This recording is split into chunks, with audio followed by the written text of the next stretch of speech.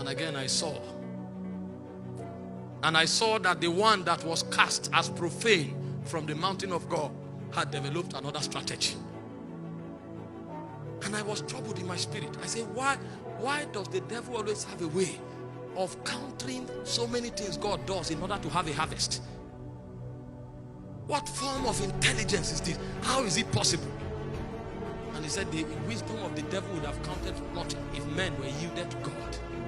So the power is not in the intelligence of darkness. It is in the disloyalty, the rebellion of the sons of light. And I saw the machinations of darkness. And I saw what I term as mutation. I said, what form of intelligence is this? I saw a man prophesying with power and preaching against immorality. And the next step, the same man is committing immorality. I now said, this is against the law of the spirit. Light and darkness cannot cohabit. What form of wisdom is this? So the devil is not fighting the man who is hungry for God. The devil just wants to create an occasion where the man can add darkness to light. And he calls it mutation. And that is the first that will disqualify the army of God. Because you are neither hot nor cold, I will spit you out of my mouth. So it is not even the devil that will disqualify you. God will reject you. Because you are a combination of light and darkness. The first healing tonight will begin from the soul.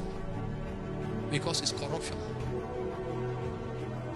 That he quoted the scripture. I say in the land of Zabulon, in the land of Naphtali, by the way of the sea beyond Jordan, Galilee of the Gentile, the people that sat in darkness.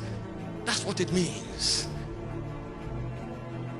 More than 80% of the young preachers are compromised.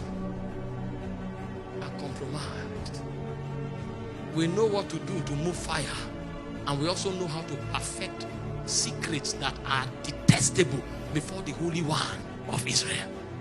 Mutation. So at the end of the day, when the roll is called, many will not be there. This is what makes men come to the Lord and they say, away from me, you workers of iniquity. They know how to combine light and darkness.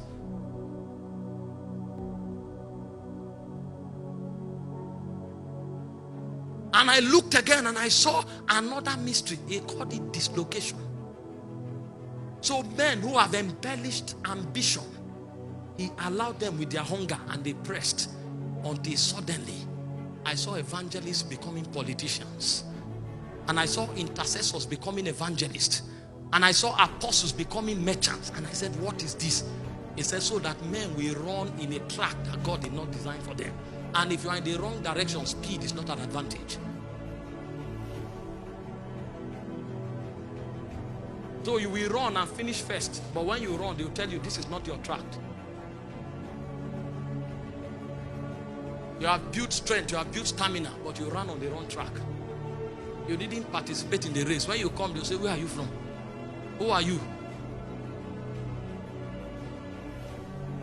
Media is supposed to be a tool of advancing kingdom, but it has become a tool of disqualifying many. Because many are called into ministry by Facebook. It's about like and followership. But no man can isolate the counsel of God. There's no testimony. We are quoting men, quoting their rhymes.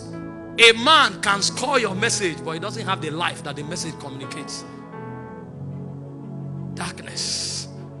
I said, why did the fathers get it right? He said, because they only did what God told them.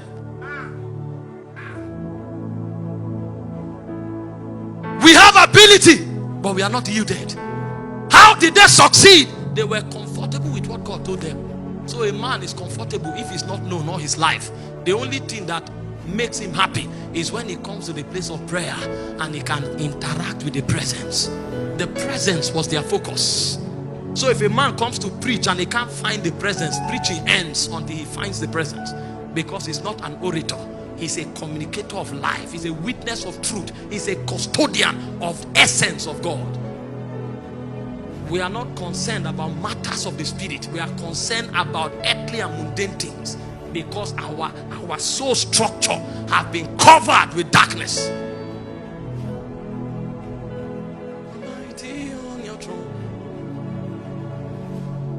Yet again, I saw another dark mystery in the spirit, and it's distraction.